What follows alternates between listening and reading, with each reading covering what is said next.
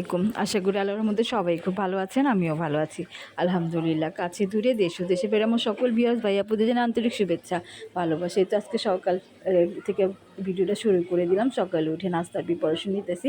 আলু আর হলো মুরগির ঝোল দেখতে পেলেন, এটা হলো গতকাল রাতের মুরগির রেজালার তরকারি, সাদা মুরগির ঝোল ছিল। ওইটা আমি ফ্রিজে রেখে দিয়েছিলাম, রুটি দিয়া হলো খাবো। তো তরকারিটা ছিল হলো গিয়া আমার না, আমার বড় যা গতকাল আমাদের জন্য সবার জন্য খাবার পাঠাইছিল, মুরগির রোস্ট, রেজালা, সাদা পোলাও। তো সবাই রোস্ট দিয়ে খাইছে, সাদা তরকারিটা একটু রয়ে গেছে। তো এটা আমি সকালে রুটি দিয়ে খাওয়ার জন্য বের করে নিলাম, গরম করে রাখলাম। আর এই যে আমি রুটিটা আগে আটা ছানায় ছোটো ছোটো গুলি করে নিছি, এখন একটা করে ভাজতেছি, একটা করে বেলতেছি। তো কথা বলতে বলতে আমার রুটি ভাজা প্রায় শেষ। এই যে রুটিটাই আছে, এটা ভাজা হয়ে গেলে হয়ে দেবো। তো এর সকালে উঠে নাস্তার প্রিপারেশন আগে নিই। প্রথমে তো ফ্রেশ হয়ে দেখা যায় যে আগে রান্নাঘরে কী রান্না মানে কী নাস্তা বানাবো সেটার চিন্তা করতে থাকি।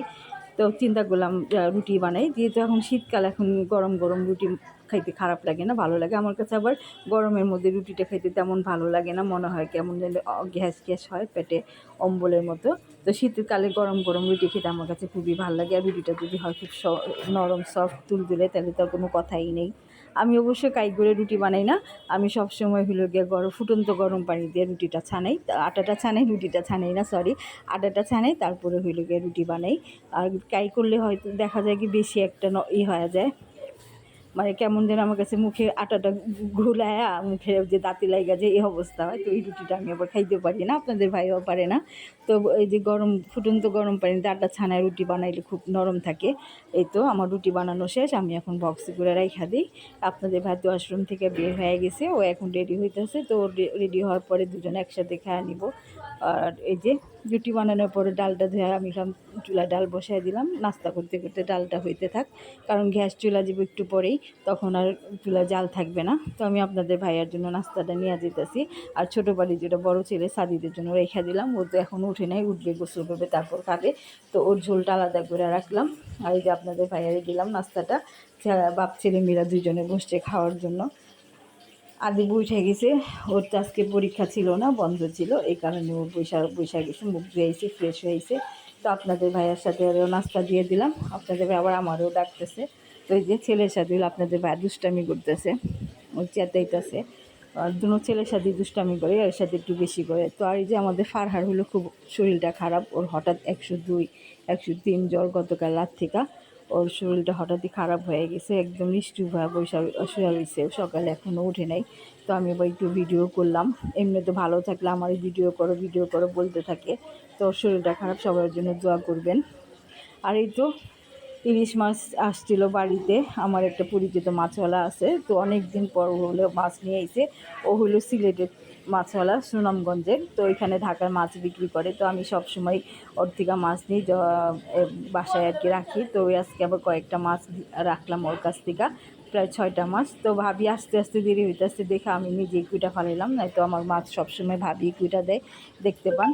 তো আমার ডালটা তো চুলায় বসাই দিয়েছিলাম, হওয়ার পরে ঘুইটা দেওয়া, এখন হলো গিয়ে চা খাবো, চা ঢালছি। তো এই ফাঁকে আমি বললাম গিয়ে ডালটা বাগার দিই, টুম্পারে বললাম ঘরে নিয়ে যাই আমরা, আমি ডালটা হলো বাগার দিয়ে আসতেছি। তো এই যে ছান বাগার বলে না, ছান বাগার দিলাম।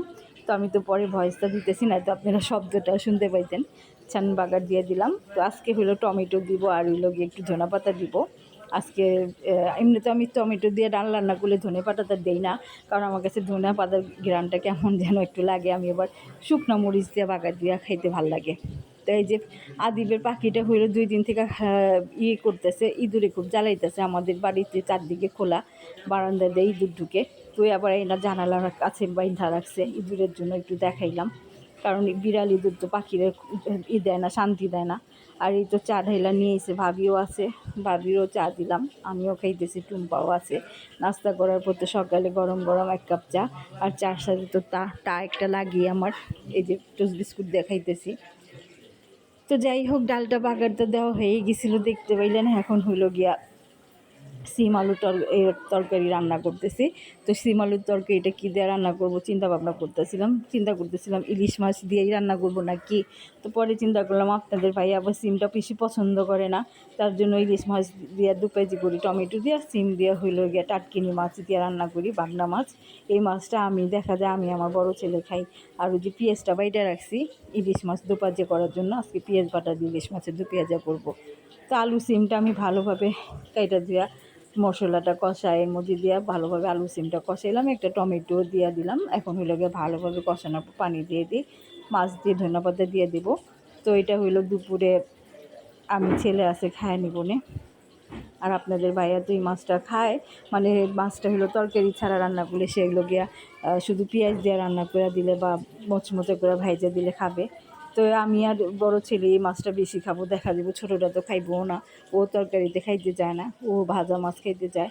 ও সবসময় বলে আমার মাছটা শুধু কড়কড়া করে ভাইজা রেখা দিবা, তরকারিতে দিবা না।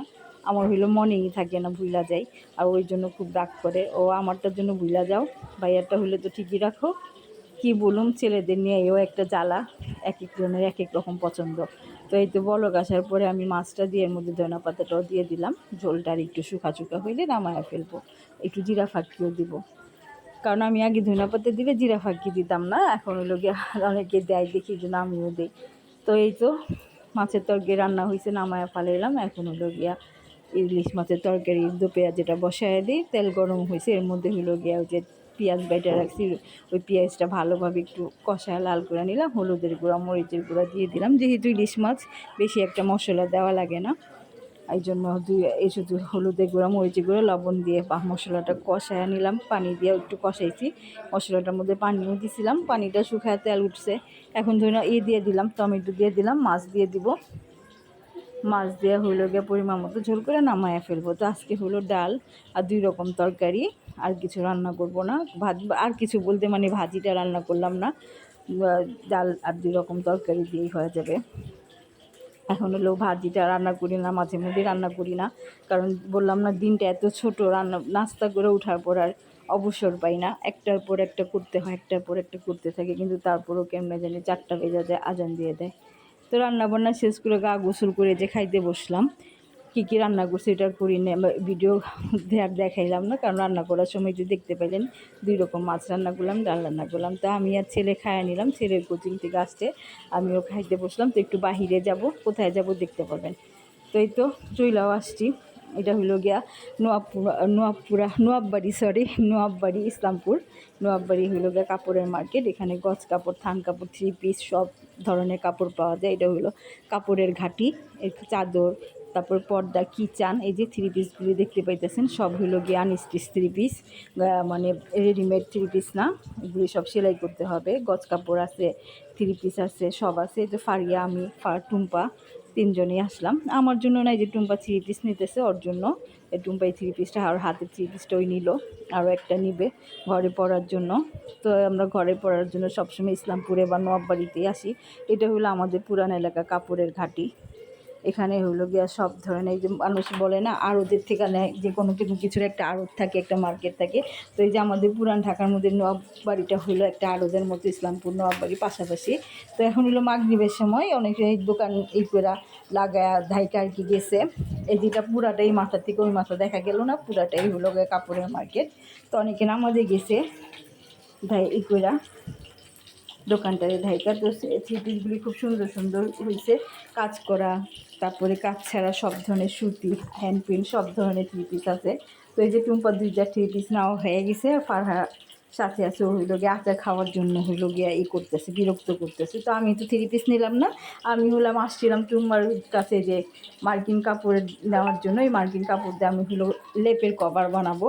তো এই যে চাচার দোকানে হইলো সব ধরনের লেপের কাপড়, গজ কাপড় পাওয়া যায়, আর পাশে তো চাদরের দোকানগুলো।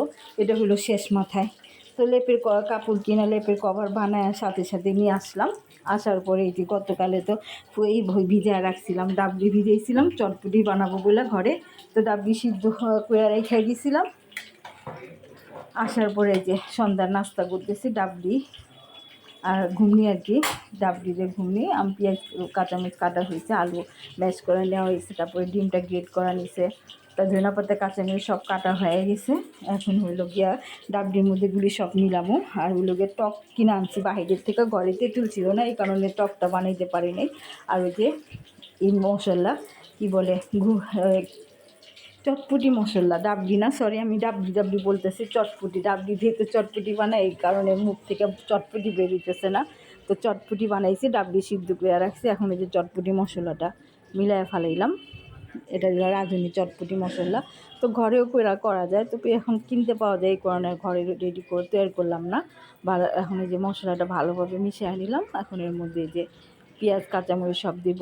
তো মশলাটা ঝাল ছিল, তো ঝালটা কম হয়েছে দেখে আবার একটু দিলাম, যাতে একটু ঝালটা ভালোভাবে হয়, কারণ চটপটি একটু ঝাল ঝাল খাইতে ভালো লাগে, বেশি একটা মিষ্টি মিষ্টি ভালো লাগে না। তবে আমি একটা ভুল করে ফেলাইছি, মিষ্টি টকটা আনায় ফেলাইছি, তেঁতুলের টকটা, মানে যে টকটা টক ওইটা আনাই নেই, যেটা মিষ্টি সেটা আনাইছি।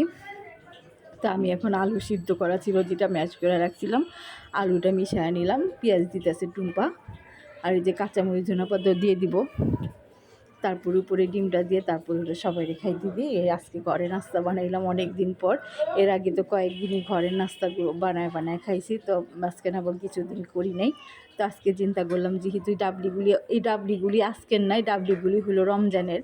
এমনভাবে ছিল যে একটা বক্সের মধ্যে, যে চোখেও পড়ে নাই, আমাদের মনেও নাই। তো সেদিন ভাবিরে দেখাইলাম না যে ভাবি রান্নাঘর ডিপ ক্লিন করতেছে, তখন ভাবি একটা ডিব্বার থেকে এটা বের করলো, তো দেখা মনে পড়লো আর এটা তো রমজানের ডাবলি। তো ভাবছিলাম হয়তো বা নষ্ট হয়ে গেছে বা পোকা ধরছে, আসলে কিছুই হয়নি, ভালোই ছিল। তো ডাবলিটা বেশি দিন, অবশ্য রমজান তো গেছে, বেশি দিন হয়নি, বছরখানেক এখনও হয় নাই, তার জন্য মনে হয় ভালো ছিল না, একটু ভালো থাকতো না। এই তো ডিম দিয়ে দিলাম চটপটির উপরে, লেবু দিয়ে দিলাম একটু চিপা, যাতে একটু টক হয়। লেবুর একটু দিছি, খোসাও দিছি।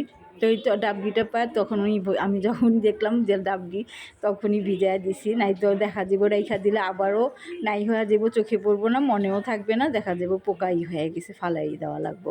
তার চেয়ে ভালো সাথে সাথে ভিজায় দিছিলাম। তো ভিজানোর পরে তো দেখলাম যে না ভিজছে, পরের দিন আমি করলাম, গালায় নিলাম।